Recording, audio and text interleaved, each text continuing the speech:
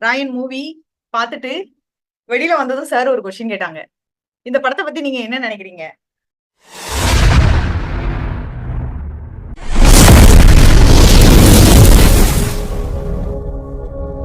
இந்த படத்துல ஒவ்வொரு இடத்துலயும் அந்த ஹீரோ ஒரு ஒரு டெசிஷன் எடுத்திருப்பாங்க அந்த இடத்துல இருந்து அடுத்து மூவ் ஆகுறதுக்கு.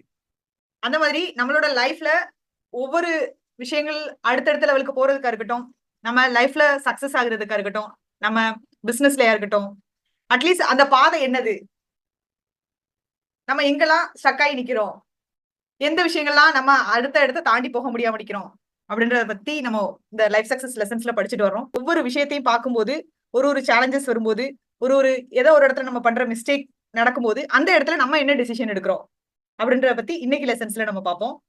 என்கிட்ட 9th படிக்கிறதுல இருந்து ஒருத்தர் ஃப்ரெண்டு, அவர் +2 முடிச்சிட்டாரு. அவர் கூட அந்த மேட்ச் இதெல்லாம் விளையாண்டுட்டே இருப்போம். அது முடிச்சும் அடுத்து ஈவினிங் வந்து அவர் கூட உட்காந்துருப்போம். டே பூரா வேஸ்ட் ஆகும், பேசிட்டே இருப்போம். சும்மா என்ன பேசுறது தெரியும், பேசிட்டே இருப்போம் நைட்டு 11 மணி வரைக்கும். இது ரொம்ப வருஷங்கள், கொஞ்சம் வருஷம் கிடையாது, ரொம்ப வருஷங்கள் இந்த மாதிரி போயிருந்துச்சு. அது இப்ப நினைச்சு பார்க்கும்போது இதெல்லாம் முட்டாள்தனமா இருந்திருக்கோம், லைஃபவே வந்து ரொம்ப வந்து நம்ம லைஃபை வந்து கெடுத்திருக்கோம் அப்படின்னு சொல்லி எனக்கு தெரிய ஆரம்பிச்சு. தேங்க்யூ. நம்ம வந்து நீங்க தேடி பாத்தீங்கன்னா நம்ம அம்மா அப்பா அவங்கலாம் வந்து ரெகுலரா வேலைக்கு போயிட்டு வந்திருப்பாங்க, வந்திருப்பாங்க, வீட்டு போவாங்க, அம்மா பிள்ளைய பார்த்துருப்பாங்க, சோறு பையன் கொடுத்துருப்பாங்க. இது அவங்களோட முடிவா இருந்திருக்கு. 40 வருஷம், 30 வருஷம், 50 வருஷம் அப்படியே அவங்க வாழ்ந்திருப்பாங்க. அதோட விளைவு எதுவுமே பண்ணிருக்க மாட்டாங்க. அது அவங்க எடுத்த முடிவுகள். நான் இப்ப கேட்குதுன்னா நாளைக்கு நம்ம பிள்ளைகளுக்கு கேட்கும். உங்க அப்பாவுக்கு 30 வருஷம் ஆயிடுச்சு, 50 வருஷம் ஆயிடுச்சு, 60 என்னடா பண்ணாரு அவருன்னா, என்ன பண்ணாரு, வேலைக்கு போனாரு, சம்பாதிச்சாரு, எங்களை பெத்தாரு, இன்னும் அந்த வீட்டில் இருக்கணும் அப்படிதான். அப்படி எங்கேயோ இடத்துல நம்மளும் அந்த முடிவு எடுக்காம நாளைக்கு நம்ம குழந்தைங்க நம்மளை பார்த்து அப்படி சொல்லிடக்கூடாது. ரெண்டாவது, உங்க அம்மா என்ன பண்ணாங்கன்னா, எங்க அம்மா என்ன வளர்த்தாங்க வச்சாங்க, வீட்டை ஹவுஸ் ஒய்ஃபாக இருந்தாங்க, அப்படி அப்படி இருக்கலாம். அது நம்ம அப்புறம் இண்டிபெண்டா இல்லாம யாரையாவது கை பார்த்து வந்து இது எல்லாம் தெரியாம எடுக்கிற முடிவுகள். அந்த முடிவுகள் வந்து அன்னைக்கு எடுத்திருந்தோம்னா நம்ம ஒன்று வந்து எடுக்கிறது சொல்றதுக்கு ஆள் வேணும். அந்த சொல்ற ஆள் வந்து புரிஞ்சுற மாதிரி சொல்லணும். அப்படி சொன்னாலும் சரி நம்ம எடுத்துக்கணும். இவ்வளவு சேர்ந்த காம்பினேஷன் வரும். இப்போ நிறைய பேர் வீட்டுக்கு போய் சண்டை விடும்போது என்னத்தை சொல்லிக் கொடுக்காரு, நான் தான் உனக்கு முதல்ல சொல்லிட்டு இருக்கேன், இது அவர் சொன்னதான் கேட்பியா, நான் சொன்னதை கேட்டேன், நீ இதான் சொன்னேன் நான் முதல்ல இருந்து அப்படின்னா அவர் என்ன பெரிய சொல்லிக் கொடுத்தாரு. மேட்டர் அது கிடையாது, யார் சொல்லிக் கொடுத்தா மேட்டர் இருக்குல்ல, அதை வருது.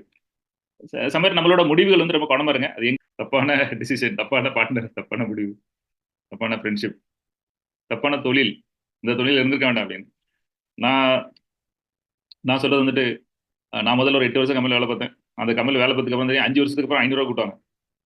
பெர்மனெண்ட் கம்பெனி, கிராஜுவேட்டி, கம்பெனி குவார்டர்ஸ்லாம் கொடுத்துருக்காங்க, எல்லாம் நான் போயிட்டே இருந்தேன்.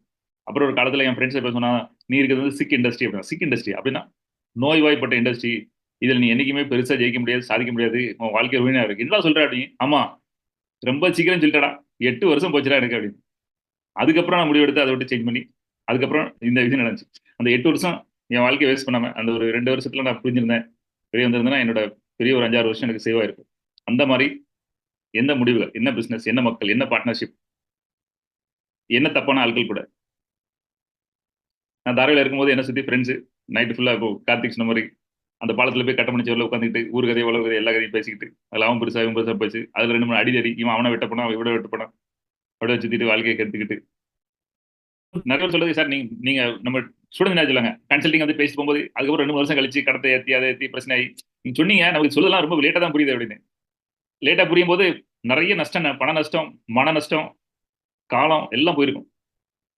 இன்னைக்கு லைஃப் சைக்கிள் பார்க்குற அதான் மெயினான பாயிண்ட். பண்ணியை வந்து பறக்க வைக்கணும்னு முயற்சி பண்ணாதீங்க. பண்ணியை பறக்க வைக்கணும்னு முயற்சி பண்ணா பண்ணி என்ன செய்யும், வாழ்னு கத்தும், ரொம்ப தொலை பண்ணியை திருப்பி கடிச்சு விட்டுருவாங்களே.